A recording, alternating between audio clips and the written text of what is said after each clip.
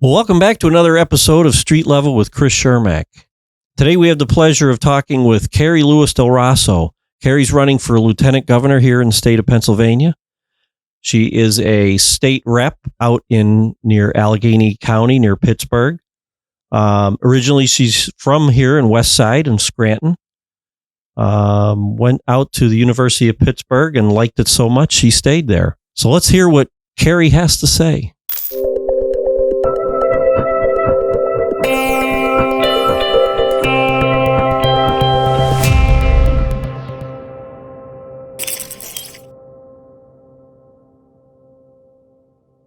So what made you decide to run for lieutenant governor? What was all that? Now you're a state rep in which county in Pittsburgh? So I'm in the 33rd legislative district, which is both Allegheny and Westmoreland County. I have Oakmont all the way up the Allegheny Valley, and it dips down into Westmoreland, which is New Kensington and Arnold. It's the old Rust Belt of the Allegheny Valley. Okay. And you went to the University of Pittsburgh. Went to Pitt, started there when I was 17, graduated from West Side in 93, West Scranton. I initially started at Central, but Central closed in 91, 92. So we were sent to West Side, and very proud to be a West Scranton invader. Yeah. But my district, after this was I knocked on 13,000 doors to win that seat, beat the Democratic leader, who's from Abington Heights. Had a decent relationship with him, but thought it was time for him to retire, and he didn't want to retire. So unfortunately, I had to retire him. You retired him. I did retire him. Very proud to represent that area, because the only promise I made to people was to be visible and to make sure that they had someone to have a voice for them in Harrisburg. Unfortunately, it wasn't part of the redistricting plan. They took 64,000 of my residents constituents and gave me 4,000 of them, moved me into a different district. So I was a plus 16 Democrat district, moved into about a plus 38, 40 Democrat district, went home, thought, how do I serve the community still in the Commonwealth? And I thought, I'm going to run for lieutenant governor. I can run statewide.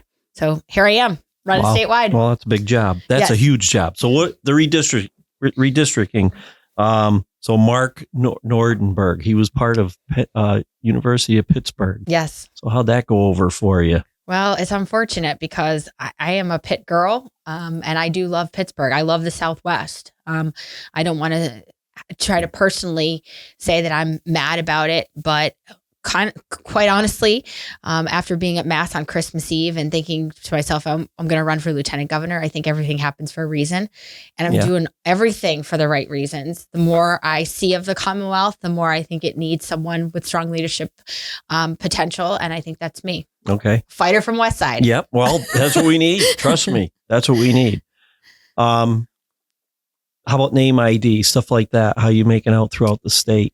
So we started doing some mass media last week and commercials. I see them. I think people are seeing them. I've had my sorority sisters at Pitt were sending me text messages in the last week. Like, oh my goodness, we see you everywhere. All my Pitt friends and family. And being the fact that I went to Pitt and I'm from Scranton, you make so many friends along the way. And old friends that I haven't talked to that are in Williamsport, Harrisburg, Philadelphia are texting me. And it's fun because they know the fighter that I am. Yeah. And it's nice to know that everyone's plugging away for me and they want yard signs, and it's great. Well, they're popping up, and the commercials I saw three or four today myself before work. So you're getting out there. It's working. Absolutely. What makes you, with the Democrat opponent? How do you think? What makes you think you can take that person out? Well, after we win the primary, I'll be part of a ticket. And the Democrat ticket, depending on who it would be, I would have the governor's back and run with the governor nominee from the Republican side. I think I bring a lot of potential to the ticket, and the fact that I'm from Scranton, Pennsylvania. I said, born and raised, one side of my family were Republicans and the other side were Democrats. We always broke bread together, and no one ever talked about party affiliation at the table. I feel like right now we're in a time of strife, and you're identifying as an RRD is a big problem. Yeah. We need to move the Pennsylvania forward, and that's one of the things that I don't care what's behind your name at this point. I want to make sure that Pennsylvania is a functionable state. Yep. Well, you talk about new day for PA. And I have to look at the way I see things. I try not to be political because we're so divided right now. Yep. It's not good for anybody. Right. So we have some serious problems that we have to deal with. What are you going to do for PA? Like, what are your thoughts? Well, I think the most important thing right now is get the Pennsylvania's economic status up and running. We need to be a more attractive state for businesses to come here, so jobs will come here. We need our K through 12 programs in our public schools and private schools or wherever their kids may be. The education system needs to be fixed. And I think, and I say that, is that we're not teaching our kids to live and work and stay here. We're teaching our kids to run away. They're not getting the equity we're putting into it. The return on investment isn't there. And I think that's an important issue right now.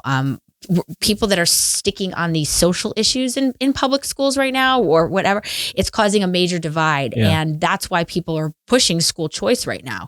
I think that parents want they want the students to be funded with the money that they're paying into the system. And I think that that's very important right now. Absolutely. And we're watching our economy go through the roof here as far as costs, gas prices, food prices. What's your feeling on drilling and natural gas? And we're sitting on a wealth of resources here, and nobody wants to. Well, I just had a long discussion about the standards and the permitting problem that we're having and regulation, and we're being over-regulated and it's only hurting us.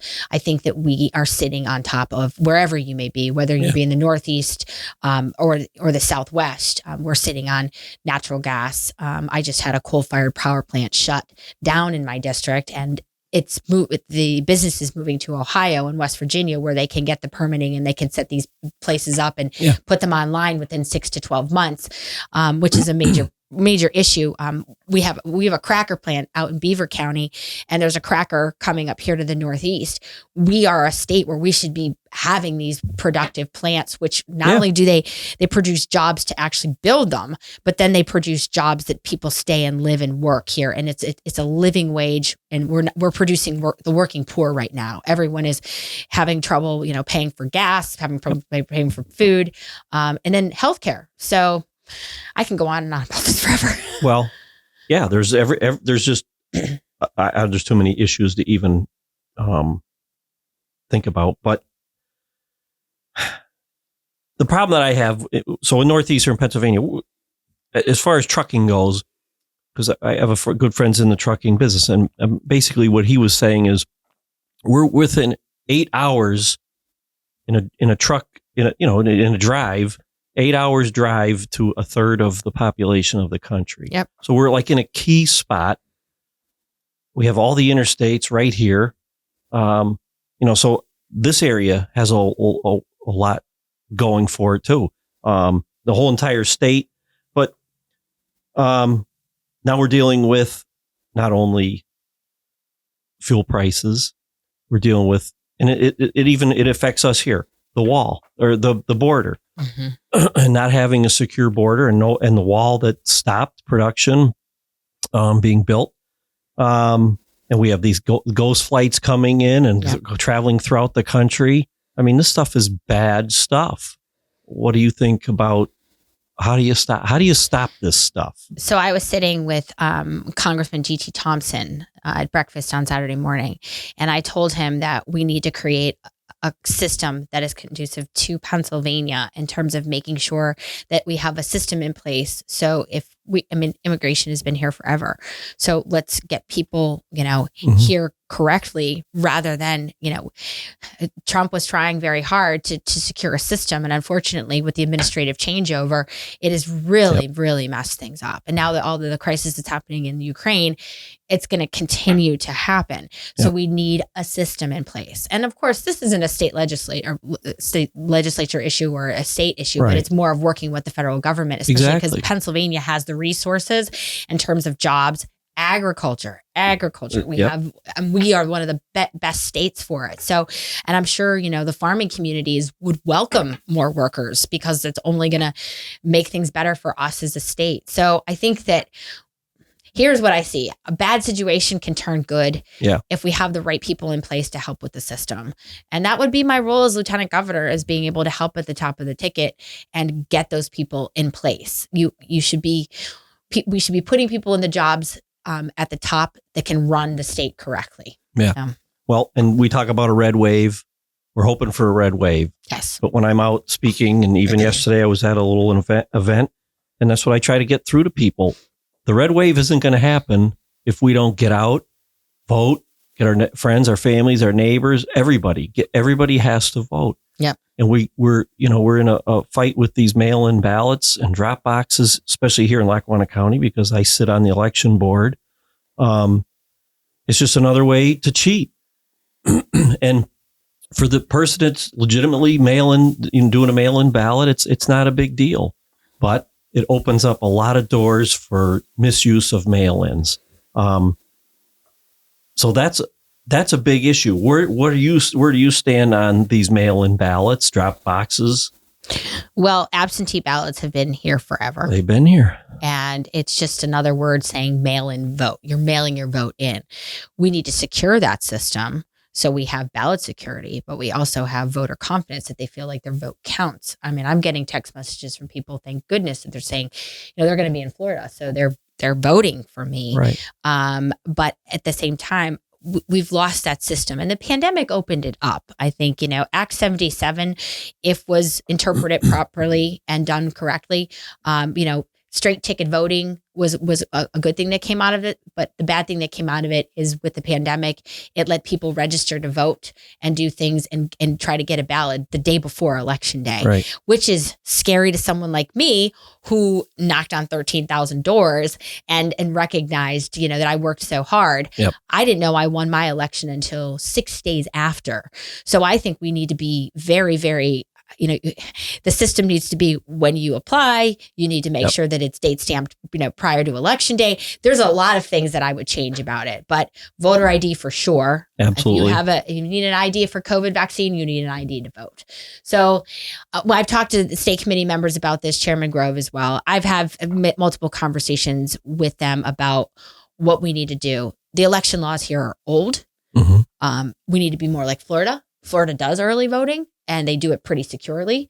I think we just really need to shape it up, and we're not going to get it done unless we have a Republican governor and a Republican lieutenant governor, I think. So, well, so that's one big issue here in my county. Yes. Another big issue, and it's not just my county, but another big issue is taxes, property taxes, school taxes. I mean, we're looking at doing a reassessment here in Lackawanna County, which I am opposing at this point, just because it's been a long time, over 50 years since there's been a reassessment.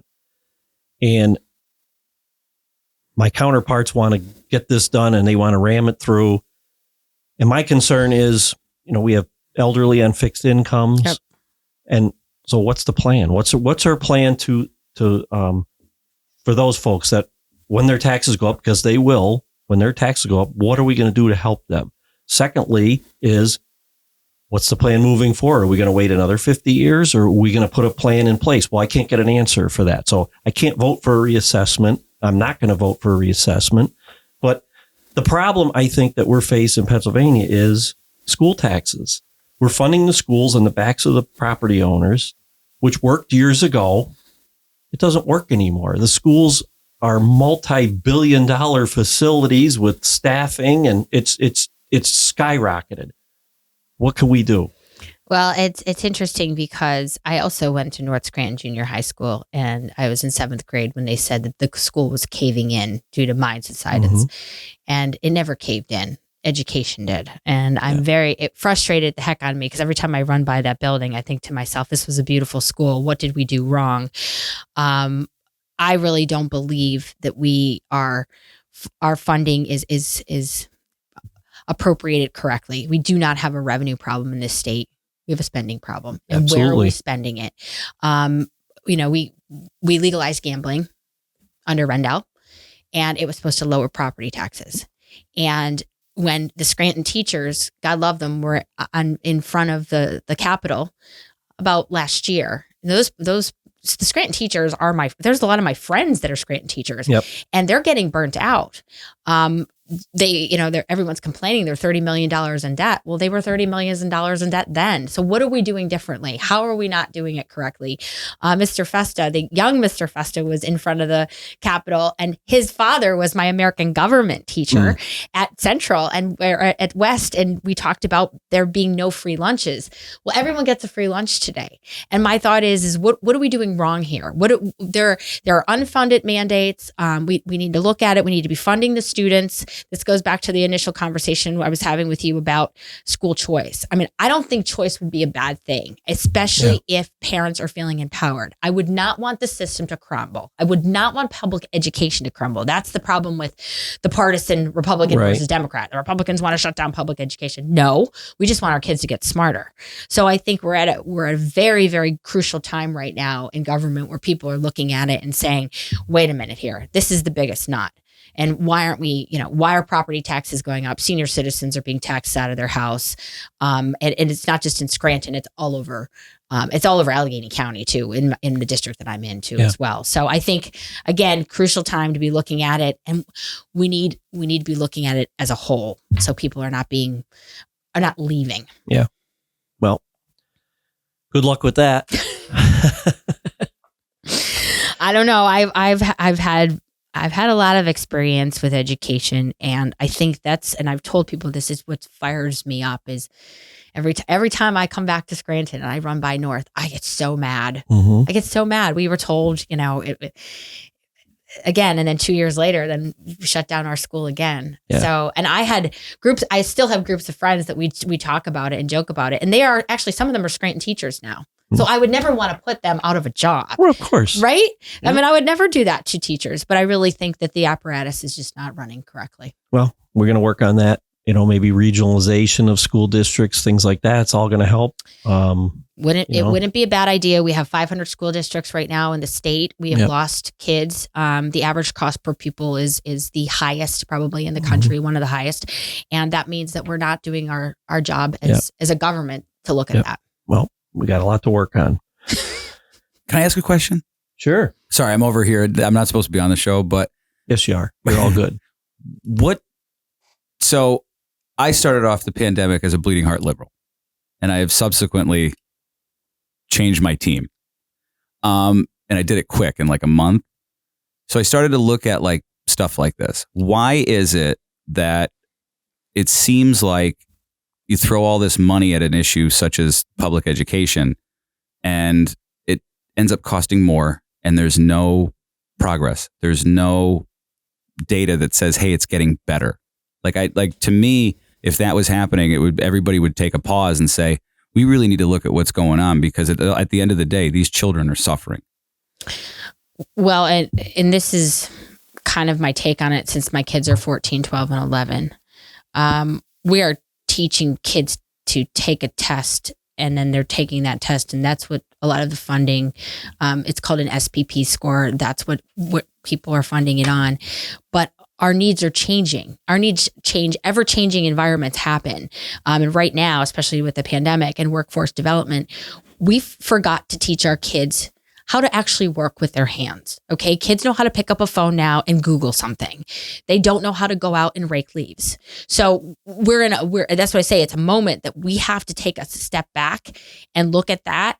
And our teachers are equipped to do that.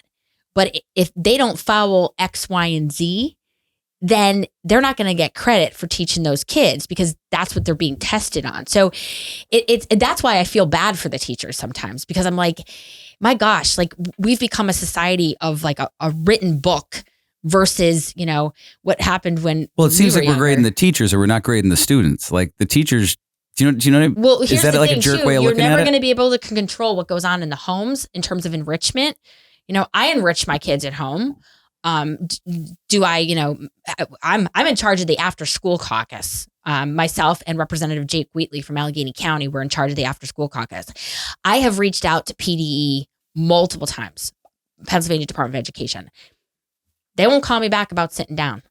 I think all kids that aren't in after school activities should be in after school programming if parents are working. But the problem is up there in Harrisburg, it's partisan. It's a divide. I can't get to the governor's office. I mean, he's a Democrat. I'm a Republican.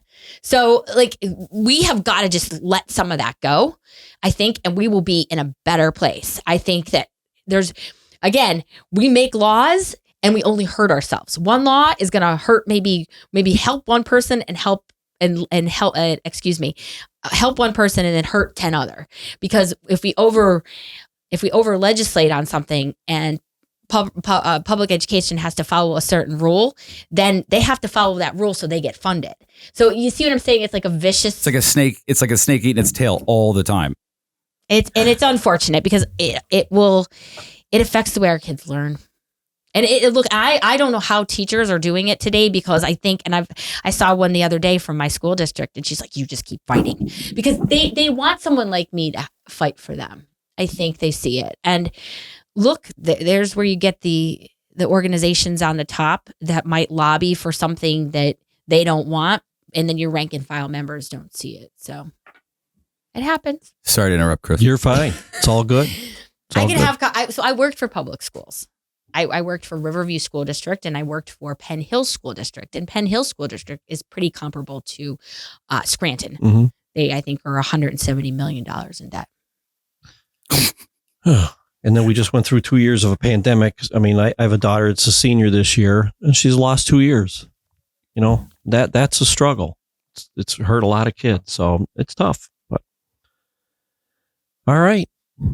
Well, I appreciate you taking your time on your busy schedule, traveling all over Pennsylvania. I will be in Wayne County tonight. Okay. Wayne County tonight. It's awesome. It's definitely a big state.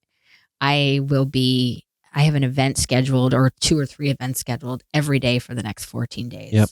And then the primary is May 17th.